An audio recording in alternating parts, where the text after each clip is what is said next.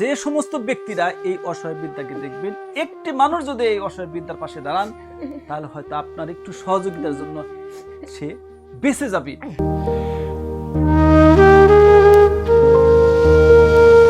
আপনার বিছানা কই?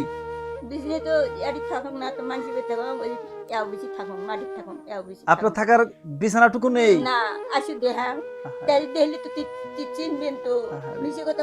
এখানটা পানি পড়ে তো, এখানে কিভাবে আছেন? আমি আসলে ভাষায় বলতে পারবো না দর্শক, আপনারা জিনিসটা দেখেন যে একটি মানুষ, একটি অসহায় মানুষ যার স্বামী সন্তান কোনো কিছু নেই, একটি মানুষ কিভাবে একটি ভাঙা ঘরে চকি ছাড়া এখানে পড়ে আছে। দেখেন এখানে পানি পড়ে, বৃষ্টির পানি পড়ে